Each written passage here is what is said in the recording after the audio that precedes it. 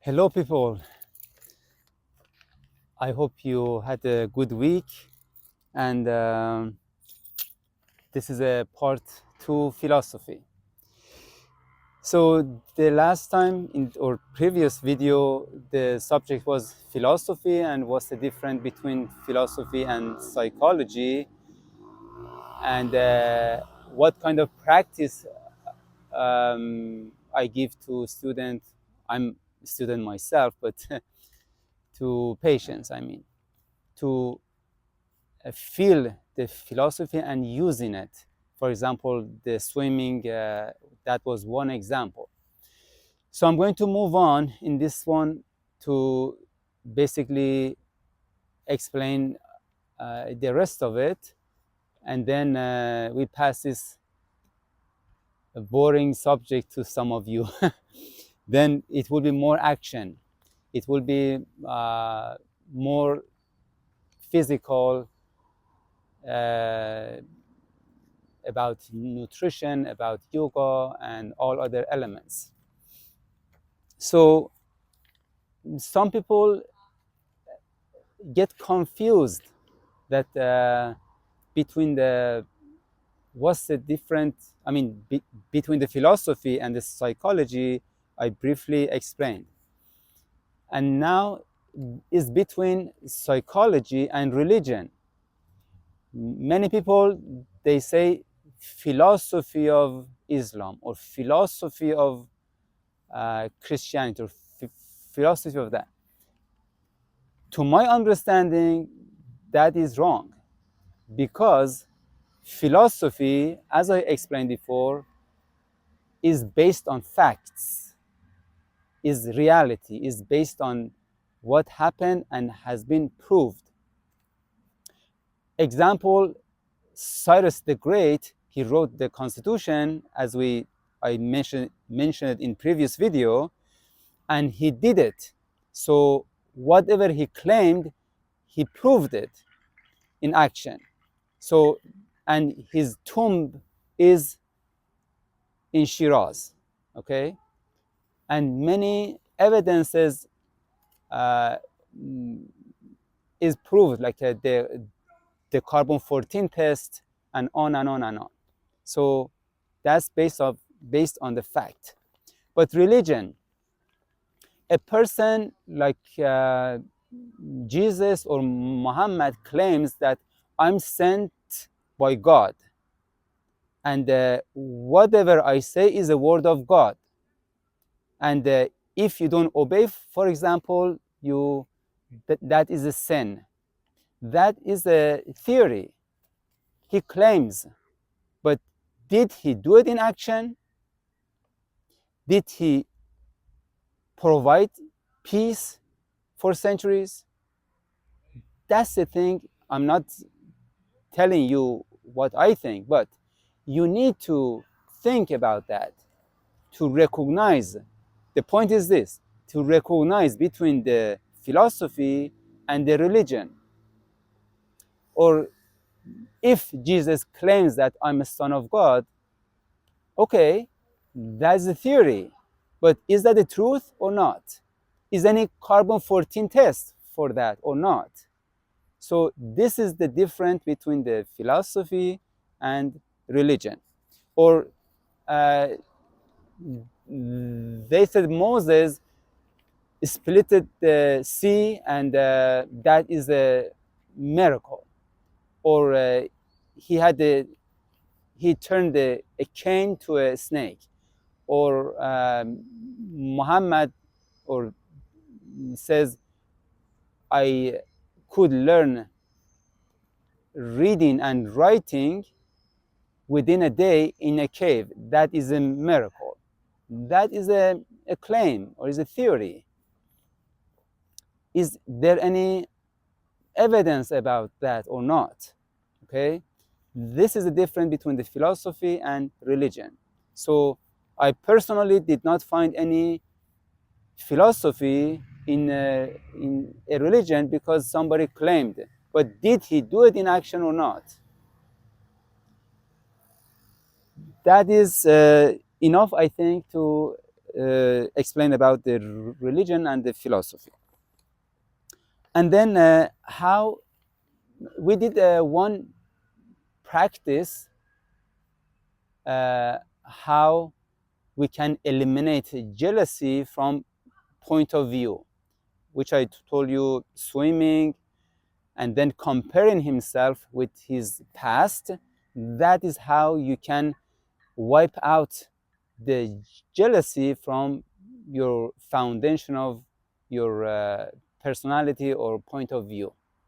So, which takes practice over and over, then you automatically, after months, you don't get upset when somebody swims better than you, because deep down you felt it in your body that you get better, and that makes you happy. Or if you're not getting better, you think, or you're going to ask your coach, what is the problem? Or you are going to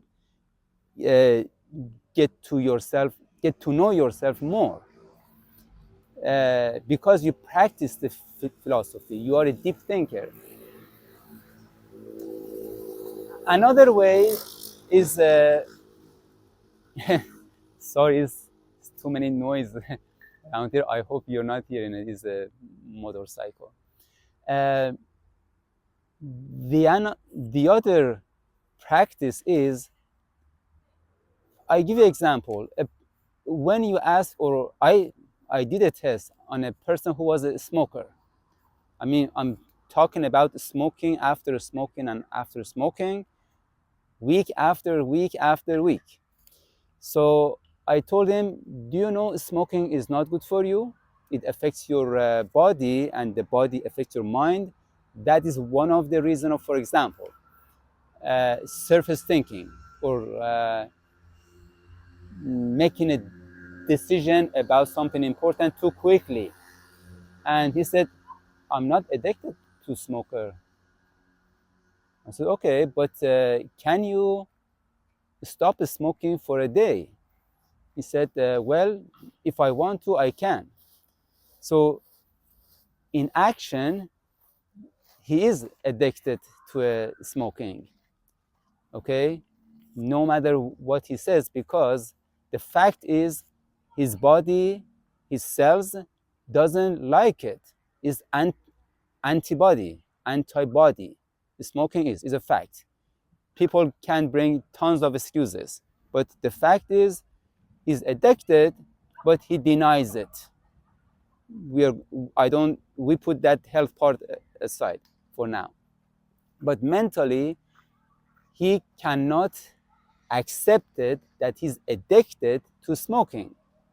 So if you imagine an axis of a number, minus infinity, 0 plus infinity, okay?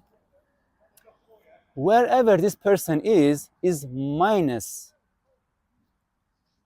about that subject. 0 means he accepted, but he doesn't want to do anything about it. Says, okay, I know I'm a smoker, but I don't care. I don't care about the addiction. So this person is on the neutral or 0 part. When he denies that, his minus could be minus infinity, or minus 1 billion, or minus 5. So in every point of view, we have this axis of numbers. Or a person who's alcoholic is the same thing. For a long time, they deny it. And then gradually they are going to reach to 0 when they are going to join a group which all of them accept they are alcoholic. Then all of those people reached the point 0. They say, okay, yes, I am alcoholic, and I confess it. This is a practice we give, or psychologists, they copied philosopher. They use this technique for healing the addicted people to whatever. Could be to sex, could be to alcohol, could be to heroin or such. If they don't work on it by point of view, or they don't use a philosophy, that person is going to bounce back to where he was, minus whatever. So you can, I asked as a test or from people, have you ever lied in your life? Many of them, they say, no, we didn't, and we don't. This person, in my opinion, is minus 0 about lying subject. Which lie is a branch, is not a point of view. Imagine if I'm a jealous person, jealousy is a point of view. Because if I'm deep down jealous and I know about it or I don't know, it could be conscious or unconscious. However, to cover that, I'm going to lie. To cover that, I do many other wrong things. To cover that, I get angry. To cover my jealousy, I'm fearful. Or to cover it, I attack a person. So that's why the philosophy is a foundation. So when that person wants to improve himself or wants to learn philosophy, this is a homework for him. I say, you go in front of the mirror and you say 40 times. First, you do deep inhale. When you're exhaling, you say, I'm aware of my jealousy and I deeply accept it. I'm aware of my jealousy and I deeply accept it. In the mirror, face to face, eyes to eyes. That may seem funny to you, but I've done that, I would say, thousands of times. Many sentences which my master gave me the homework. And I couldn't cheat because he could tell that I'm just pretending that I did that homework or not. It's like a swimmer gives you homework, do 1,000 kick, the frog style in the water, and he goes and comes back 2 hours after. So as soon as you do the kick, he knows that you did your homework or not. So I cannot fool my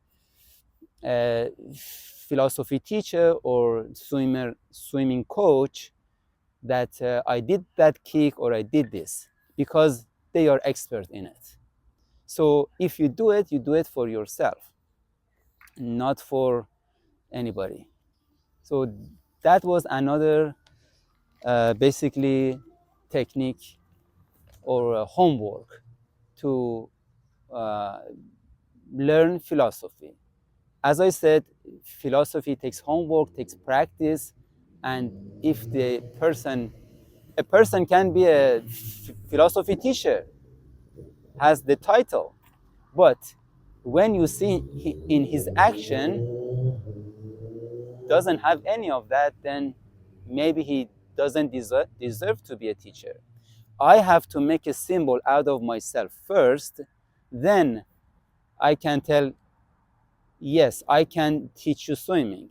But if I can swim, let's say 100 meters, and after 100 meters I feel exhausted, I don't think you are going to take me seriously. Same thing in philosophy. I'm going to move on to the Plato, which is a really important lesson from him, because many people read many books and they get confused and say, well, this doctor says this, that philosopher said that, and that is opinion. That no, because when you act it, then becomes a fact. For example, if I say this technique, if I do this kick, I swim faster. It's just a claim, it's just a theory. When it becomes a fact and a philosophy, when I do the swimming, you get my time and say, oh, okay, that works or that does not work. If works, I'm right and I understand philosophy. But if does not work, that was just a theory. I can write the books about it and sell billions of it, but it still remains theory.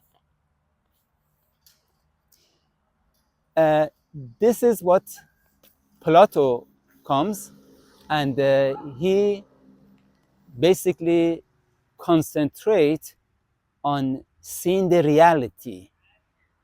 Seeing the reality. Because many people, for example, a person who sells billions of books,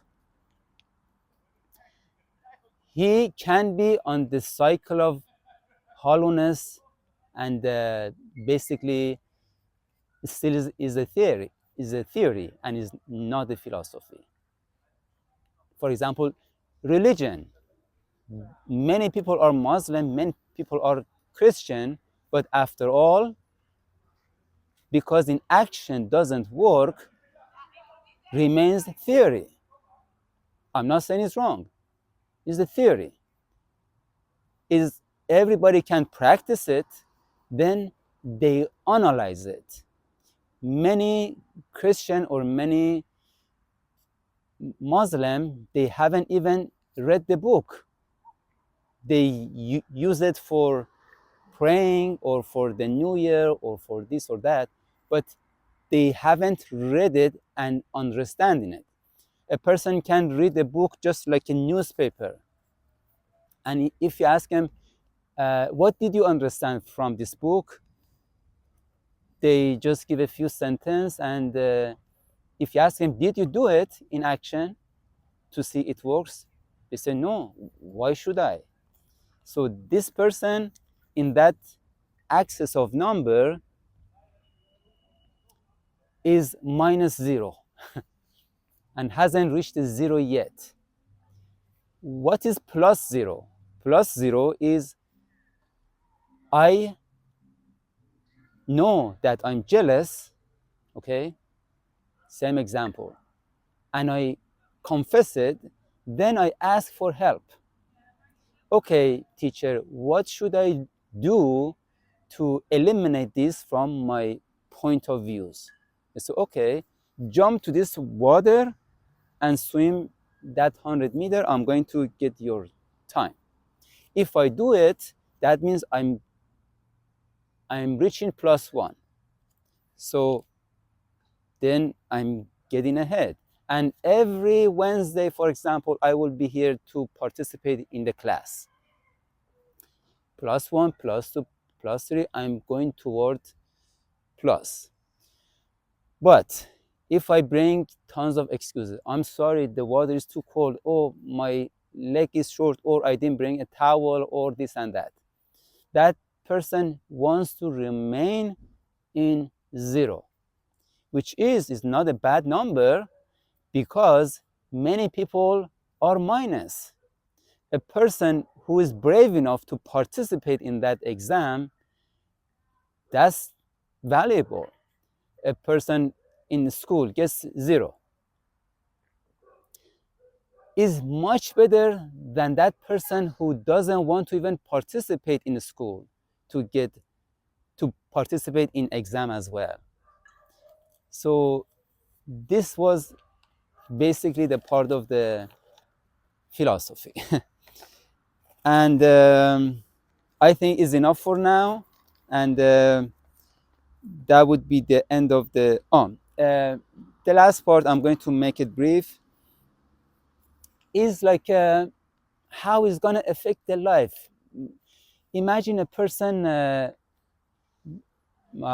when has a good thought, good act, and good speech, is going to have a good sleep. And he knows that if he sleeps early, he wakes up early, definitely helps the body. Or when he knows that a scary movie is bad for his soul, automatically is not going to do that because it comes from the point of view of the philosophy.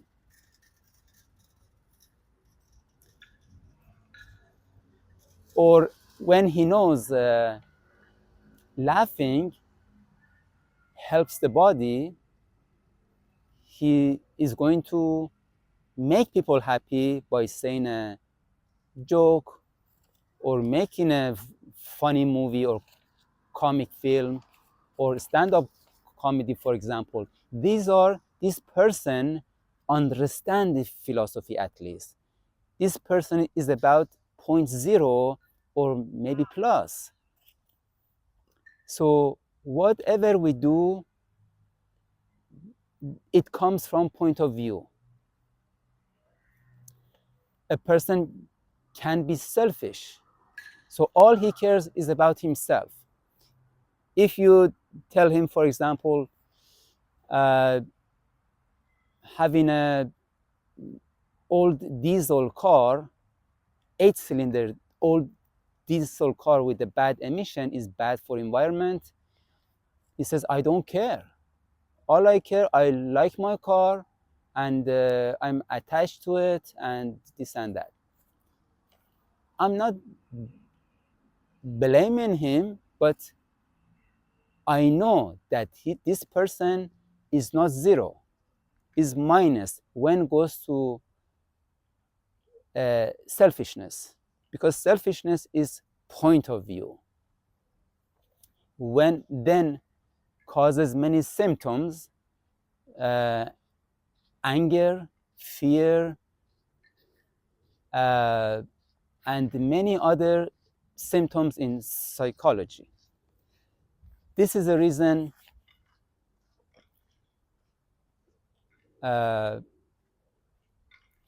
this is how it affects the body. First is a point of view, then becomes good features like a caring about others, being happy about other people's happiness, and planting a tree, and on and on and on.